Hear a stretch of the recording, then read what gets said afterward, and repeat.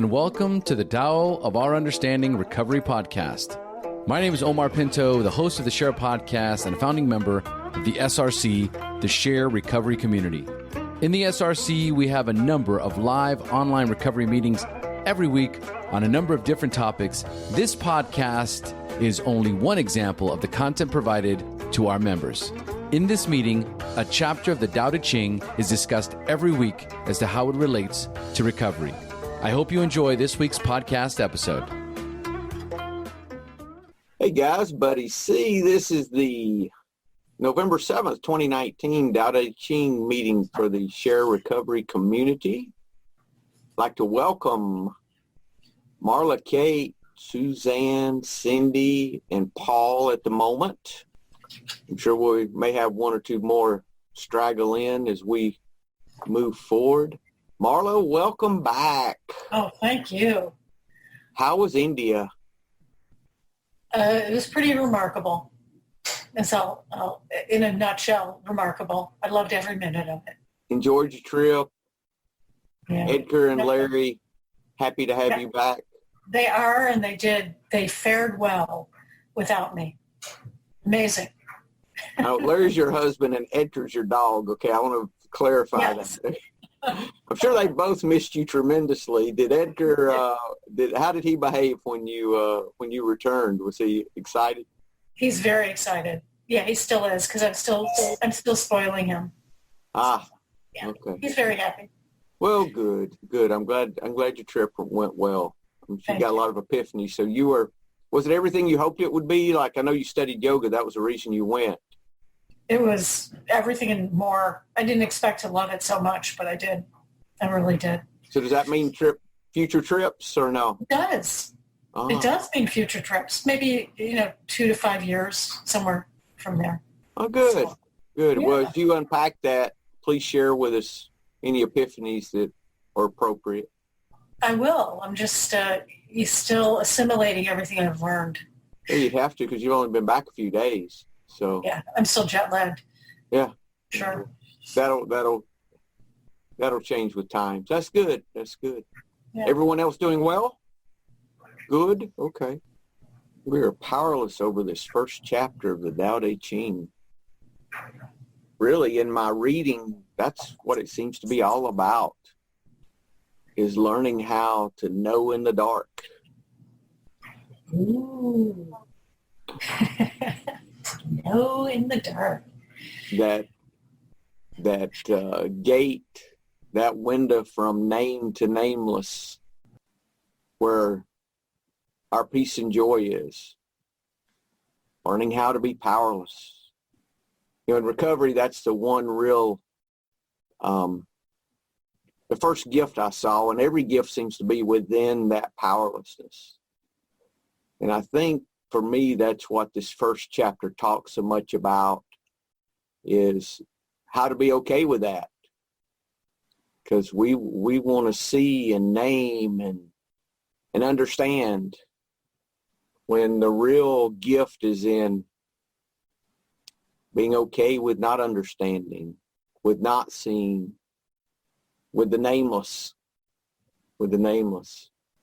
Kate, are you going to read for us today, ma'am? Are you good with that?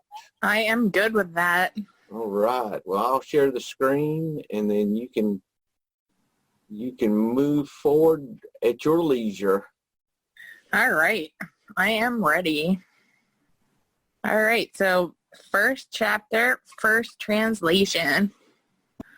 The Tao that can be told is not the eternal Tao. The name that can be named is not the eternal name. The nameless is the beginning of heaven and earth.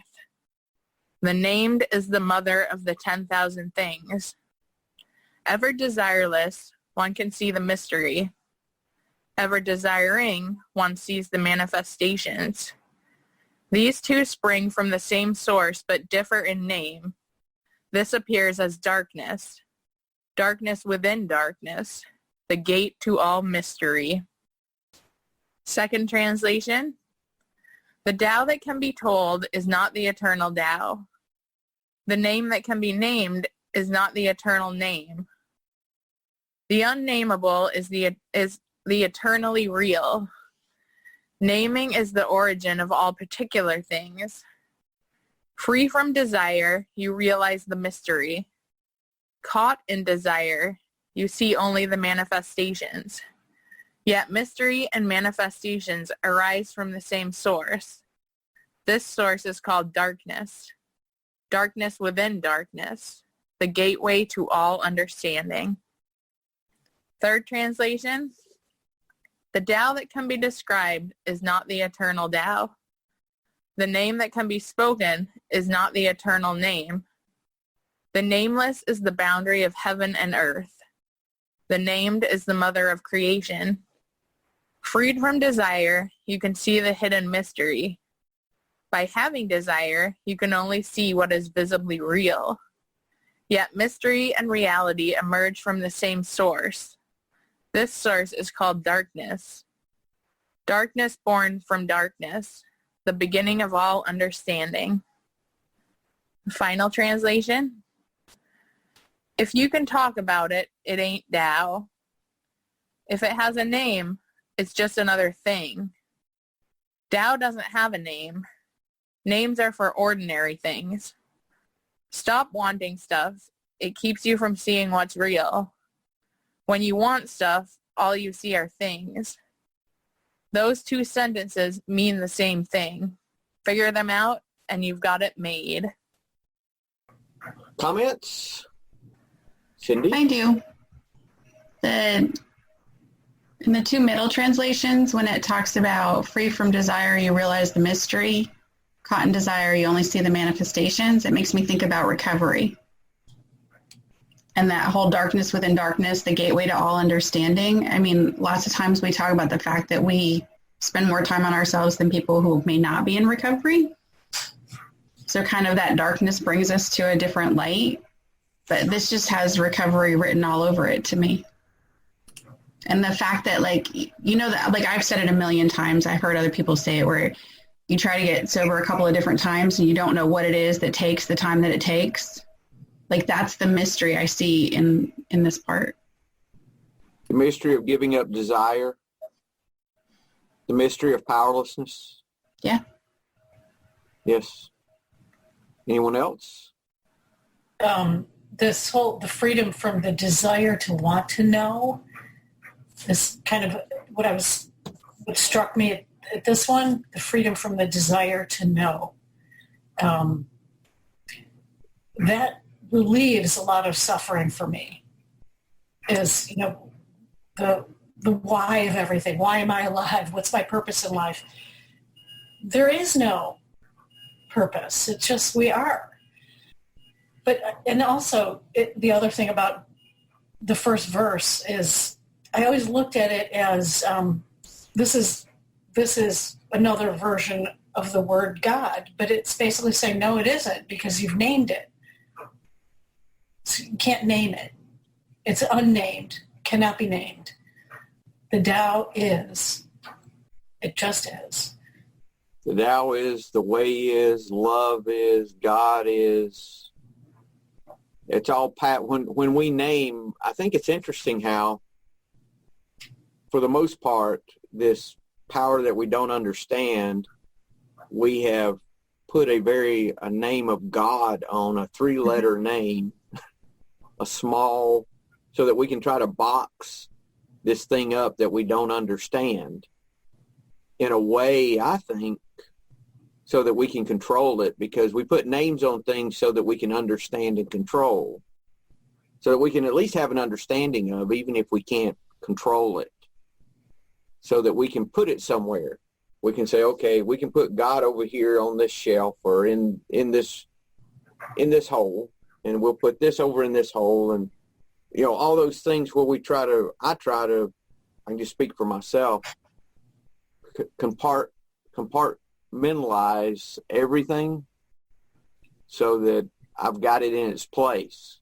Oh, that's God. Okay, I can understand that. Mm-hmm. Oh, this is this. And part of what this is saying to me is that this desire, this idea of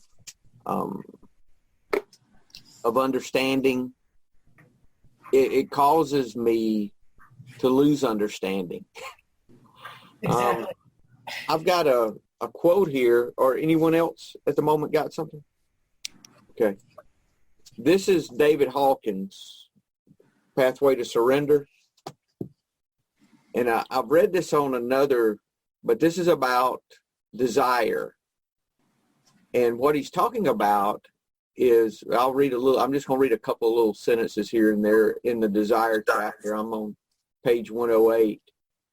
The way something comes into our life is because we've chosen it. It was a result of our intention, or we made a decision for it. It came into our life in spite of desire. The desiring was actually the obstacle to the achievement. So we get things in our life in spite of desire, because if we say that we desire something, we're saying it isn't ours. The distance becomes the obstacle.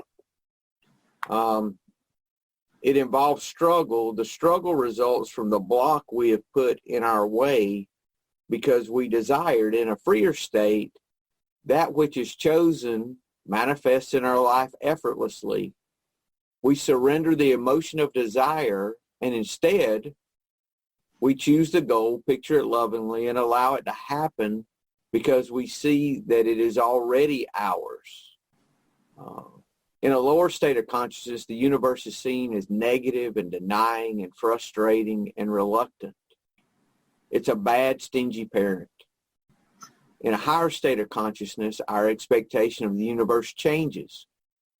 It now becomes like a giving, loving, unconditionally approving parent who wants us to have everything we want, and it is ours for the asking. This is creating a different context. It is giving the universe a different meaning. And he goes on to talk about not that we can have anything that we want, so to speak, like a spiritual, I don't know, words are escaping me, but it's not like we can get anything that we want. It's that we surrender that and know that we always get what we need. We move from that desire to have to that I'm going to have what I need. I don't have to desire anymore. I don't have to want. For me, that seems to be the gift in that. So I'm thinking about the desire for recovery, the desire to get and stay sober. Relating this all to recovery is, my desire is so strong, it's actually not causing me to suffer because I'm desiring it. But what are you desiring specifically, Marla? Good point. The desire to not want to use. I mean, the desire to be free of addiction. But it's not something, though, that you don't already have. You already have that, right? Yeah. You have recovery. It's not something that you're grasping for, like you said, I've got to have it. It's like you already have it within, correct? Yeah. That's different from the desire to have something that you don't have. You see, your ideas changed of what that means. And I'm not desiring a physical, tangible thing. I'm desiring, it's hard to put into words, isn't it? I guess it is. Yeah. But this is the thing. You already have your recovery, right? Yes. It's not something that you're desiring in the way that you desire. You would want a new car and you don't have a new car. It's a different kind of desire. I'm not desiring a thing. I'm desiring a way. And the way that you're desiring, you already have. Okay. Yeah. Because you're sober at the moment. I mean, you see it as something that you already have. So it's a whole different mindset to to desire. Okay.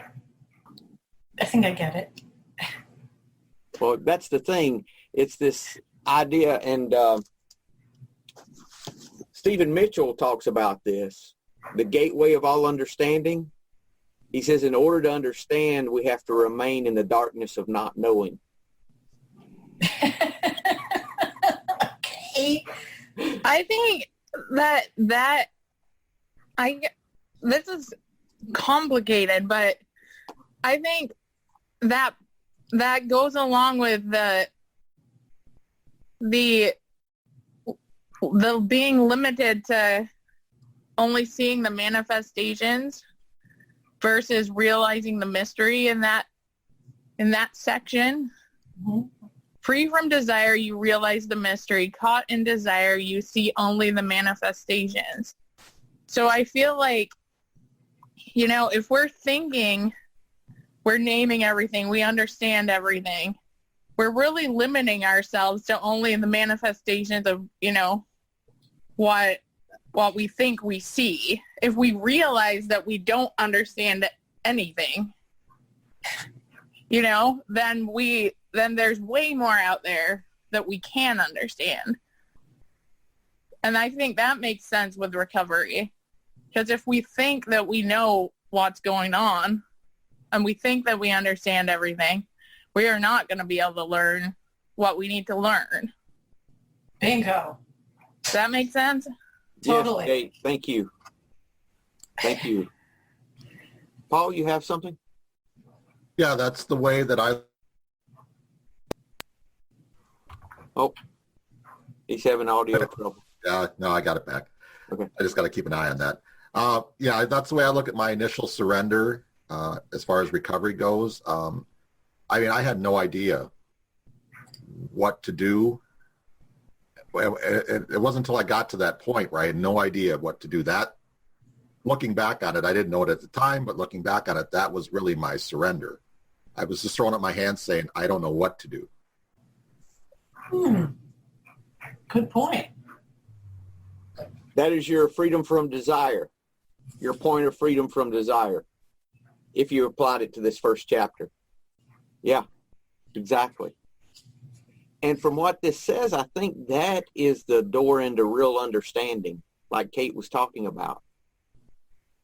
That's the door, is surrendering our need to know.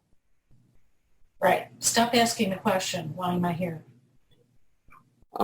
Derek Lynn had a couple of comments that were good on this. We can never understand the Tao through the intellect alone. We must feel it. Talking about it can be useful, but will never replace the actual experience of living it. Self-serving desires tend to limit us to the superficial level. If we think of other people and not just focus on ourselves, we'll find it much easier to connect with the underlying reality. This applies to every aspect of life. It is one of the most powerful teachings of the Tao. And my note beside that is, what we see is not reality. We know that. Yeah. It's changing our perception, right? It's that Course in Miracles thinking of, the perception that this projector that we project onto the world is not the real thing. The way I see you is not how you actually are. I just see you through this lens that I've created, through my fear. Most of the time, maybe I can change that to a love projection. Then I can not start taking things personally. Then I can see you as someone who's asking me to love you rather than someone who's attacking me. Then I can rise above all of this pettiness and see things in a way that cause me not to be fearful, not to be angry, not to react, but to love instead. I think that's being free of the desire. That's the letting go. Stop the wanting stuff so I can be free. That desire blinds, right? Mm-hmm. That desire blinds us. Yeah. I've got a comment. I've got an applicable Bible verse this morning too. So please don't stop listening if you're on the podcast because I mentioned the Bible. Listen to this. This is the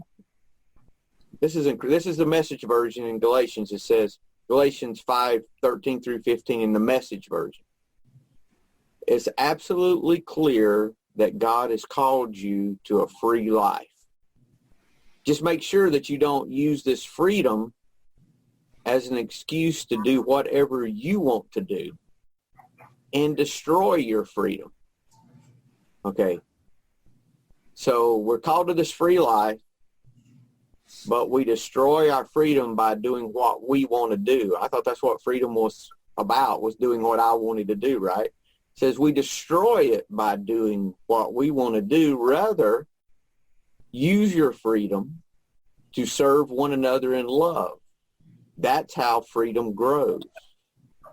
For everything we know about God's word summed up in a single sentence, love others as you love yourself. That's an act of true freedom. So it's not freedom to do what we want to do. It's freedom to have to do what we want to do. It's freedom from ourselves. Woo! So the true freedom, and that freedom grows by serving one another in love. So we're freed from ourselves by loving other folks. Loving others frees us from ourselves, in other words. Self-seeking will slip away. Yes. Yes. That's a promise. Yes. This whole idea that as long as we're all about us, that's all we're going to see. When we can start loving others, start thinking of someone other than ourselves, we start cracking that door of understanding. We can start seeing more than us. We can start being powerless. Good stuff. All right. Comments? I want to read the translation, Jonathan Starr's translation of this. First chapter. This is the translation and book that Wayne Dyer used in writing his translation. The way that can be walked is not the way. The name that can be named is not the name. Tao is both named and nameless. In nameless, it's the origin of all things. In named, it is the mother of all things. A mind free of thought, merged within itself, beholds the essence of the Tao. A mind filled with thought, the desires, right? Identified with its own perceptions, beholds the mere form of the world. So we're caught up in our thoughts and our perceptions. All we're seeing is the form. We're not seeing the real thing. Like the kid getting the present and all of a sudden the kid don't even see the present. He just keeps playing with the box. Yeah. Same thing, right? How many times have you seen that? The kid's just playing with the box and never gets to the real present. And this being caught in desire, I think, is just playing with the box. The Tao and this world seem different, but in truth, they're one and the same. The only difference is what we call them. How deep and mysterious is this unity? How profound, how great. It is the truth beyond the truth, hidden within the hidden. It is the path of all wonder, the gate to the essence of everything. So we stay on the peripheral, we stay on the outside. We stay in the desire rather than moving into the powerlessness, which happens when we start loving people.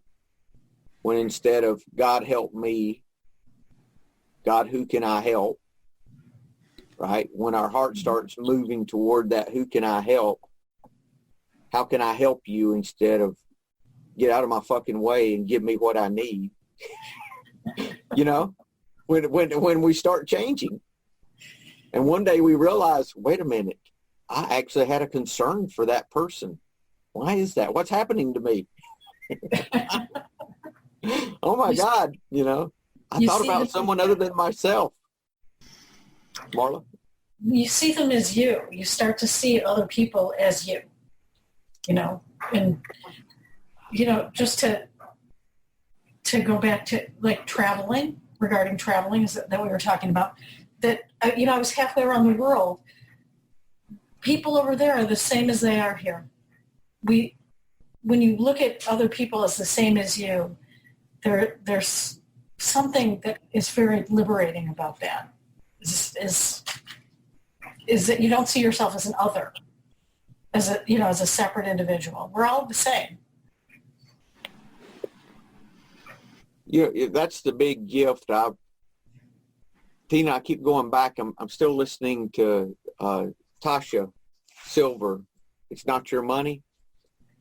And this thought of we get what we need when we need it, that the desire is actually in our way, the obsession with things, rather than learning to surrender those things and just say, you know, I surrender whatever it is, whatever I think I need, I surrender that.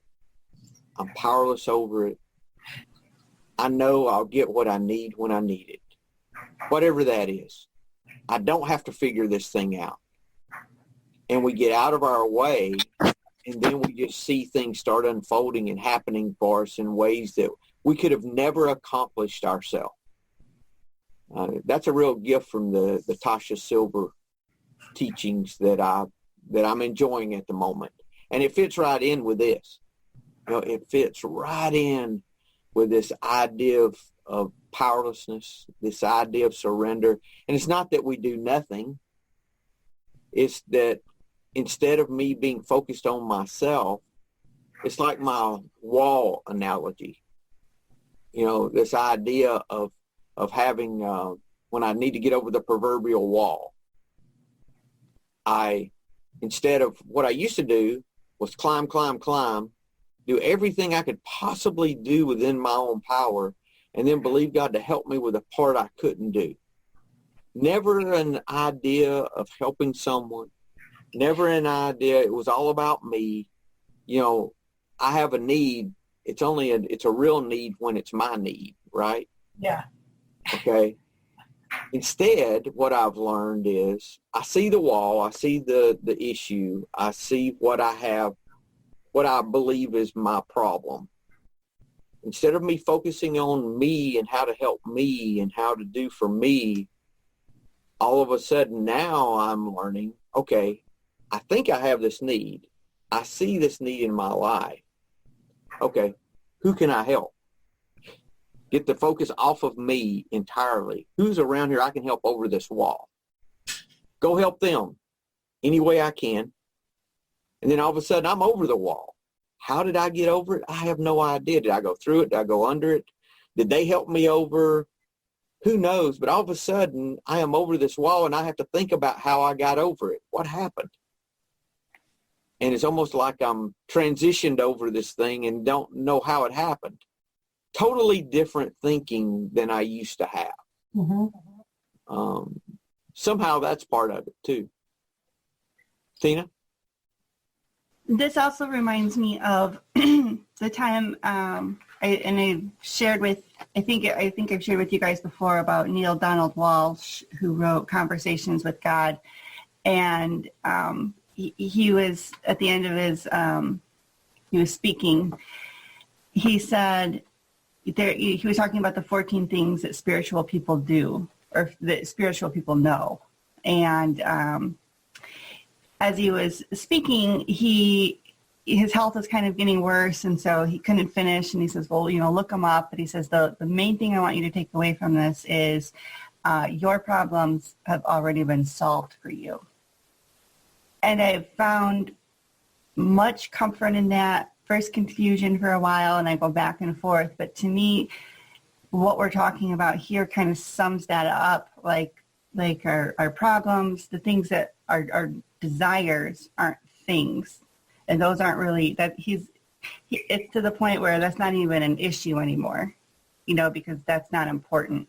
Like you said, your basic needs and everything else is, you have exactly what you need exactly where you are. And there should be no other desires except for alignment. And it gave me a lot of comfort hearing that your problems have already been solved for you, because then what's the point of stressing, contorting? Mm-hmm. I think it's interesting how we're in the Shair Recovery Community, this is Gratitude Month. And the challenge is to list every day 3 things we're grateful for. And Paul, this was your suggestion, which is fantastic. Fantastic suggestion. And it's interesting, as the month goes on, I think we're going to see people's gratitudes move from these petty things, these little things, to more things of real value, And it's interesting. They may even get to things that are negative, things in our life that aren't great, like a mother-in-law or a sister-in-law or the Georgia State Patrol in my situation. Things that aren't necessarily, things you would think to be grateful for, one of the first things I did was, I said I was grateful for is my mistakes in life. Yes. A lot of people say, what do you mean by that? And I mean that I speaking for myself, I learn more from my mistakes than I do from my successes. I mean, success is easy. Everybody's your friend when you're successful, but boy, when things don't go your way, that's where the real learning in my case happens. So I'm very grateful for that. I agree. Yes. Tina? I've actually had a really hard time writing that gratitude list because of it feeling, I don't know, it's been really weird. My sponsor has me write a gratitude list every day. So I write my things down and I have them. What I found was interesting was that when I started doing this, was the day I entered rehab, my list was, I am grateful for vacations and our cars and our house, and how it switched from the 30 days after leaving, mainly because, I was there, I was stuck there, more or less. My gratitudes were freedom, basics, a driver's license, things like that. Obviously my family, my tribe, community. But it was really interesting how that shifted just in those 30 days. And what I've done, and the first thing I shared for this weight gain I've experienced and all of the things that it's taught me and made me grateful for. But what I've done with my gratitude list, and I haven't shared it just because it's, I don't know, I just haven't shared it, but I listed all of the things that I wish were different and that I didn't like. And then I just turned that into my gratitude list because of all of the things that it's showing me and teaching me. And it just seems really drab and depressing. So I'm like, that's not what everyone's sharing. It's not happy-go-lucky, It's I don't want to write on there that I'm grateful for my anger issue. Why not? Hey, yeah, you know what, Tina? That's what I love about this whole thing is there's no right or wrong things to do. I mean, I just feel like that Debbie Downer when everyone's having a fun conversation, and then she's like, "Oh." maybe with that you could. What I'm going to do, because I've got some of those negatives on my gratitudes. So I wrote a lot of things out, and I'm picking out of those things to, got to be a little organized. I can't just do it like all of a sudden. So I've wrote these things. I've got to come up with 90 things for, let's see, there's, 30 days in September. So there's 90 things, and I want to not repeat. So I'm organizing it, right? So I said, well, I'm going to dribble some of these negatives in with the positives, and so I'm not going to have like days of negativity. And So Yeah. I will just kind of, Yeah, that's what I'm doing, buddy. I have a spreadsheet. I have an actual spreadsheet on my computer. I have a Google Keep note, one that where I posted and one that I haven't posted yet. So, Paul, I'm right there with you. Yeah. Yeah, the whole thing, and that's the key. The whole thing is, that's why we say no repeats, because by the end of the month, we want you to have at least 90 things that you can look back and say that, wow, I didn't think I would, because when you first think about it, a gratitude list, you might just, like you said, my health, my family, and that, and that's great, nothing wrong with that. But, it goes, when you get to 90 things, it starts going deeper. Like Omar says, it starts to get granular, and, you really start to think of some things you might not have thought of. But yeah, posting the negative stuff, I think also gets other people to think too. Definitely. Definitely. So I've been looking at this next part of the reading, right, where it says the mystery and manifestations arise from the same source. I mean, I've been thinking about this the whole time we've been talking about this gratitude thing, right? And it's making me, you guys are talking about like positive and negative gratitudes kind of. And that's making me think about like this mystery and manifestations is kind of like the free from desire, caught in desire, the positive and negative things we could get. And that's making me think kind of about how both these positive and negative things are, I mean, they're all part of this Tao. Is that kind of coming from left field here? No, not at all, Kate. No. I think that's right on line, because what this whole idea of the Tao has done for me has moved my thinking of God, with air quotes, from this, old gray-haired guy in the sky surrounded by whatever that came from my raising, to more of a way of life, a path. And this path of surrender, this path of love, where my freedom grows when I love. This whole idea that it's a way of life, more so, that I don't have to figure out. And it's okay if that's changing and evolving. Paul? Yeah, this whole Tao thing really goes against the Western way of thinking, doesn't it? I mean, especially the way, like, we were brought up, buddy, with a Christian background. I know both, I don't know about the rest of you, but both, I know, I can only speak for myself, but I came from the whole idea about, the whole idea about labeling things. I mean, that's how I was raised. You're raised to label things, and you're raised with this notion that you have to constantly work, at everything in life to succeed, when sometimes, you just need to sit back and let things happen and not push. I was raised to just you have to keep pushing. You have to keep, and that just seems to go against what they're talking about with the Tao here. So it's taken a while for me to wrap my head around all this stuff, but I think I'm starting to kind of understand it a little bit. That's interesting, Paul.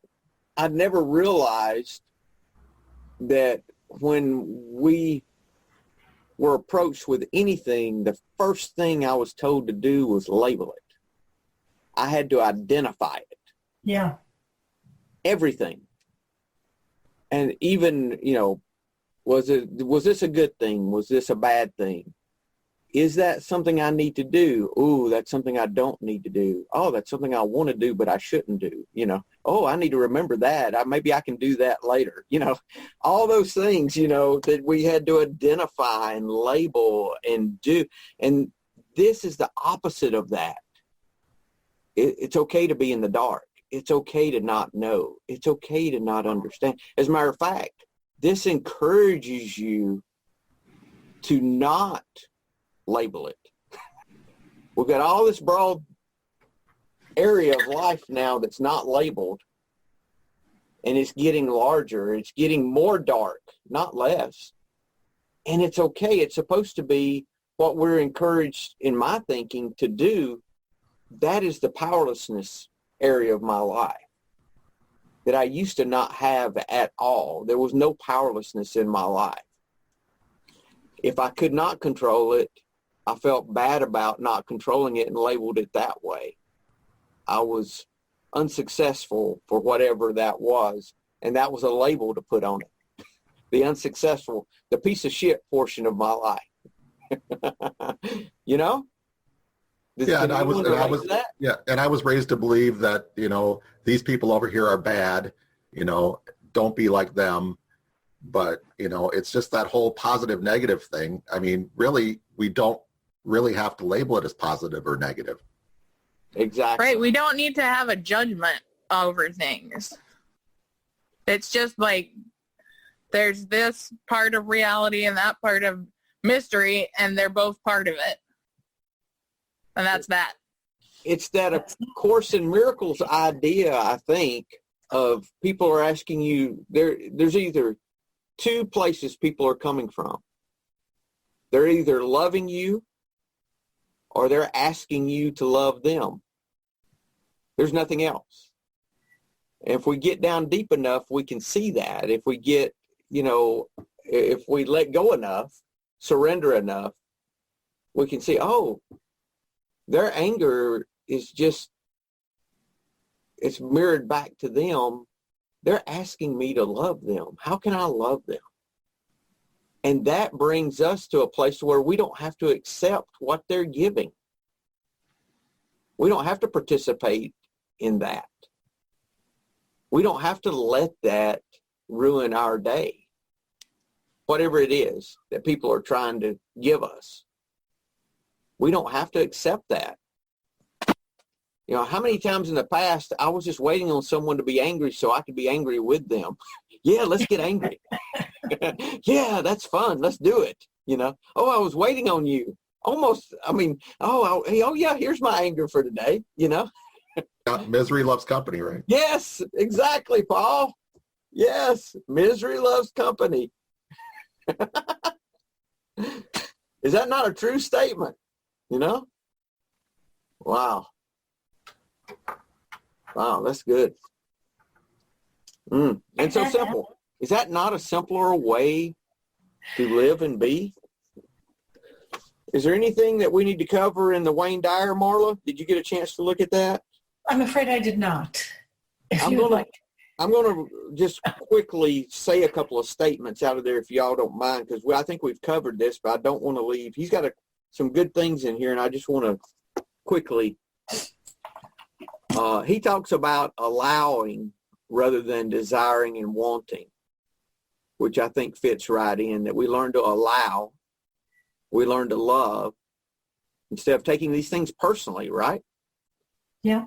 When we desire to see the invisibleness, the mystery, we attempt to define it in terms of the outer world or form, the 10,000 things. Lao Tzu counsels us that letting go of trying to see the mystery will allow us to see it. Quit trying to see it, then we can see it. We allow, right? Rather than figure out. Rather than identify, we just let it be. Let it be. I think that's what Paul McCartney was talking about. Yeah. We move from want and desire to allow, that same idea of moving over to being, from having to doing to being, same thing. Yeah. So if wanting transforms into effortless allowing,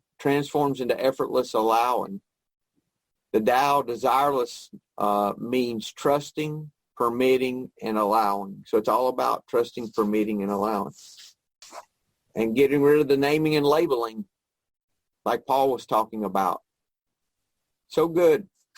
My notes on Dyer was, I want a flower to grow, so I allow a flower to grow. I want to go to sleep, so I just go to sleep. I do what cultivates sleep. Then I let go. I don't sit there, I want to go to sleep. Okay. What do I do that cultivates sleep? Let's do that instead. trying and doing move to being and allowing. I don't try to ride a bike. I just ride a bike. Moving from that trying to just being, right? Good stuff. Good stuff. I think that's everything I had. Any closing comments? Moving from that pushing, and if we're not careful, what you were talking about, Paul, about the way we were raised, of working harder, doing better, this whole idea of desire and push and making it happen. If we're not careful, we can repackage that in still manifesting. And I'm not the fan of the vision boards and those things. It's good, I guess, and some of what Hawkins said could be misconstrued in that, the reason for me, I have to move from this desire and thinking I'm manifesting these things to just surrendering and just letting go and say, hey, my life, what's going to be in my life? And that's really Tasha Silver's approach, and it's not your money, is let's just get in the flow and let's just surrender this thing instead of trying to manipulate God into doing what I want. Let me just surrender my want. And instead of thinking my kids' lives need to be a particular way, why don't I just trust God that it's going to happen like it's supposed to happen? Mm-hmm. It's going to be like it's supposed to be instead. That's being okay in the dark. Instead of having to figure it all out and know where everything, okay, I'm okay to take that little step, not knowing exactly where I'm at. The universe will provide. Yes. The universe has your back. And giving up the idea that I've got to know it all and being okay with not knowing is where the peace and joy is at. Yep. Freedom from desire. Yes. No suffering. Serving one another in love causes that freedom to grow. Not having to do what we want to do anymore. Being free from us. Whew. Phew. Free from me. Yeah, yes. Not always push. Yes, Paul. Good stuff, guys. Any closing comments before we go? Good chapter. It is good. We'll continue with chapter 2 next week, and we've got those first 9, I think, that we didn't cover. I didn't talk about this, I don't think, but we're going to cover those first ones. People have asked us about that, and we're just going to start. We just decided to do that, then we'll take up from where we left off. If we had any real light chapters that we think we want to go back to, we might hit 1 or 2 in the middle there. We'll just see. So, this was a good start. Yes. Well, as a group, we're going to, even when we finish this book, which I still don't know I need to know what you guys want me to do with it. We're going to continue this meeting for ourselves, right? I hope so. Okay. Because, this is because food. We haven't mentioned it in the meeting, but we're going to take and we're talking about taking the content and transcribing it into a book about the Tao Te Ching and recovery. So we're going to take the content that we're using here for that. So that's where we're heading. And so we want to go back and do these first 9 chapters that we didn't have so we can start putting all of that together. So I'm excited because this is really good content that people that don't listen to podcasts that would like to have it in a book form could use, So I just think it's a gift. And I just think it's a great thing. So service. We'll see where it goes. Yeah. Who knows? Nope, we're not going to push it. We're just going to let it happen. We're not, are we, Paul? We're surrendering that desire that's associated with that, and learning to do that in more areas of life is just, that's where the real gift is at, is learning to be powerless in those things. Yeah, it'll come together when it's meant to be. That's it, Paul. That's it. It appears, right? It appears. You have to apply this stuff, Marla. I've got I'll give you a quick example of that if you guys want to hear it. I've got this business that I've been working on that's taking entirely longer than what I thought it should take. And I had a computer programmer that was supposed to be done. I thought we were going to be done in February. And August, September, he was not finished with what I needed. So I have been at ease through this. I'm really proud of myself, actually, at how well I have not pushed. So I emailed him, said, hey, I said, I think it's time that we, poop or get off the pot. Let's either you're able to do this and get it done, or we'll just do something different. No big deal. I wasn't fussy. I wasn't cussing. I wasn't the ways I could have been in the past. He emailed me and said, he says, you're right. He says, I'm going to get finished by the end of October or die trying. I said, okay, thank you, And so we met online. He's halfway across the country. And he got done everything I needed. More than met expectations. Why is it going to charge me a thing for finishing? And this guy charges close to $200 an hour, right? And he wasn't going to charge me anything for finishing. I said, no, bill me. When I'm up and making money, I'll pay you. I said, but I think you can give me that grace, but I want to pay you. I appreciate the work you've done, blah, blah, blah. And it was just different things that came up with business, which happened. And I was very understanding. And I talked to him a long time ago about partnering with me because he's got all the skill set that I need. And I emailed him back and said, hey, what do you think about still? I'm still interested in that.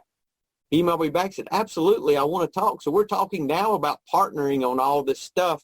And he's exactly what I need. And it looks like a great fit. None of that would have been available to me if I'd have showed my ass and just been a butt. So like those things unfolding like they need to unfold, it appears, I don't know, maybe like the horse and the farmer, maybe it's going to work. I don't know. But so far I've been able to handle all this at ease, and I've been through this whole process and things have worked out financially to where it hasn't hurt me financially to wait. It's all worked out. So I'm really excited about it. So it's another example, Paul, of when we let go and surrender and get out of the way, the universe can just manifest what needs to be there without our effort or push. And I've been very busy during this time helping and doing things like this, So it's just a great gift. All life's a gift. And if we It is a gift. We'll just quit paying attention to the box and see what's in it, Thanks for sharing. Go love people. So, that's all I got, guys. Y'all have a great week. See you next week. Okay, bye. Good stuff. Bye.